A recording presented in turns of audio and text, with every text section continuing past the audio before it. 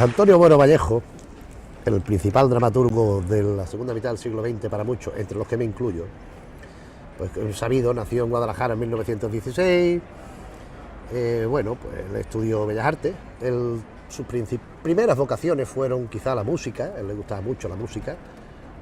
Él siempre hacía la referencia a un violín de juguete que le pudieron regalar.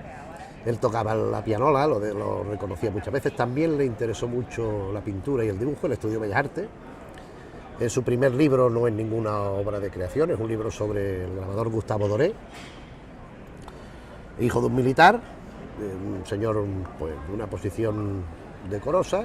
Llega la guerra civil, este señor estaba en el bando nacional, Antonio Bueno le coge el bando republicano, hay la derrota de los republicanos y lo meten en la cárcel, va pasando por distintos presidios, condenado a muerte por adhesión a la causa rebelde. Yo estuve efectivamente condenado a muerte por motivos políticos, como es natural. Yo no me he manchado nunca las manos de sangre y yo no me he metido nunca en el bolsillo nada que no fuera mío. Los dos motivos por los cuales, en teoría, el vencedor condenaba a muerte. Pero, en fin, esta condena a muerte, en aquella época era muy frecuente que antes de que se cumpliera o de que se conmutase, durara bastante tiempo. No, sin embargo, claro, todos los años que uno podía estar en prisión. Yo estuve 8 meses condenado a muerte. Es decir, yo tuve una etapa de 8 meses en los que esa duda, esa perplejidad de si pasado mañana o en la primera saca, como decíamos entonces, que haya, va uno a ir para adelante, eso duró 8 meses. No es nada excepcional, ya digo, esto era más bien la norma. A quien no le duraba 8, le duraba 6, a algunos les duraba más de 8. Bien, ahora bien, una vez conmutada la pena, cosa que me sucedió a los 8 meses de habérseme condenado, entonces claro, yo tuve la razonable seguridad, salvo acontecimientos inesperados que siempre podrían suceder, de que la vida sí la había salvado. En la cárcel conoce a mucha gente, entre otros a Miguel Hernández, cuyo célebre dibujo hace Bueno Vallejo de la imagen del busto, de la cara de Miguel Hernández.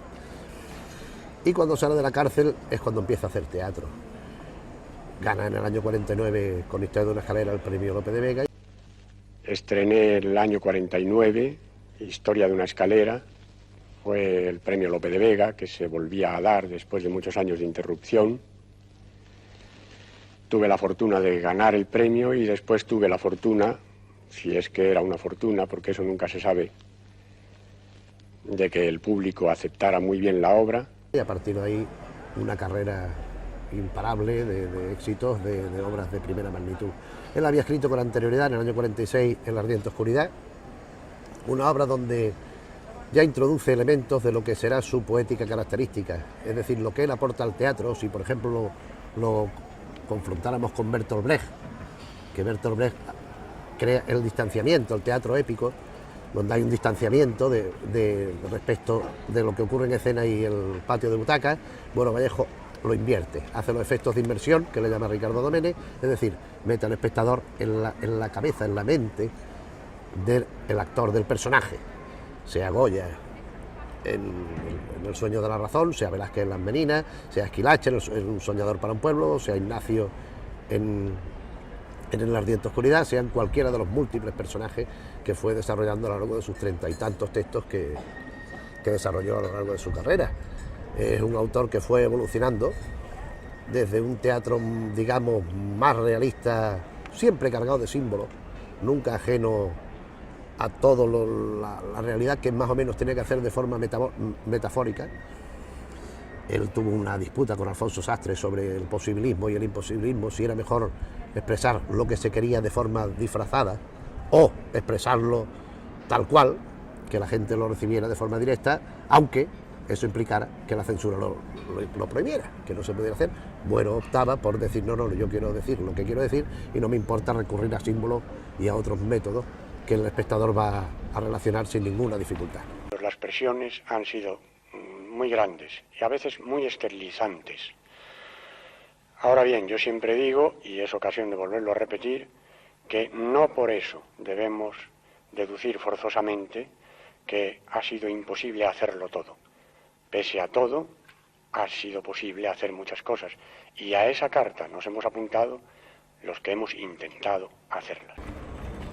Esto no es franquismo, claro. Después ya el teatro simbólico de Buero ocupa otras dimensiones, va desarrollándose en otra línea de modernidad.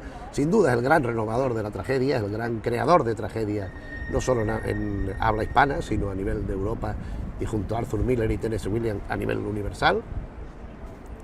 Él descubre una serie de cuestiones. Hay una obra que él no terminó, inconclusa, se llama Nos están mirando, cuyo germen después desarrolla en la que quizás sea la obra más emblemática de Buero Vallejo, La Fundación, donde se parte de un punto de vista, de una realidad interna de un personaje, para ir desvelándose la realidad que es justamente la opuesta a la que ese personaje cree en su delirio. Claro, hay autores de teatro que parece que han o hemos nacido para eso, porque se nos da con alguna mayor facilidad que a uno que se le ocurriera de pronto, voy a escribir una comedia y no sabe dónde se mete. Pero aún así, a una persona como cualquiera de nosotros, con una relativa facilidad, a la hora de convertir eso en una obra que tienen que hacer los actores palabra por palabra, eso representa un trabajo a veces angustioso. Las obras de Buero son reconocidas por todos, incluida, pues eso, hemos dicho, Historia de una escalera, La Ardiente Oscuridad, Un soñador para un pueblo, El tragaluz, otra obra fundamental del teatro español, hasta las últimas, como son Música cercana, Las trampas del azar, Misión en el pueblo desierto, donde Buero pues mantuvo siempre una coherencia absoluta y un rasgo esencial de su tragedia, de su dramaturgia, unos personajes muy bien creados, muy bien perfilados, unas caracterizaciones lingüísticas estupendas, muy bien trabajadas y sobre todo una teatralidad técnicamente. Es probablemente el mejor autor que haya habido hasta ya quizá unas generaciones posteriores, que yo en mi opinión no lo han superado, pero sí han quizá igualado algunas cotas de que Buero alcanza técnicamente en lo que a lo escénico se refiere, a lo que puramente es hablar del teatro en las tablas. Literalmente es un portento y dramáticamente, escénicamente es un portento. Yo creo que es un teatro de tendencia trágica que se enfrenta o que intenta abordar desde un ángulo radicalmente honesto, sincero, aunque con su adobo artístico naturalmente, los problemas fundamentales del hombre, tanto en su mismidad o en su intimidad, como en su relación con el entorno social en que vive.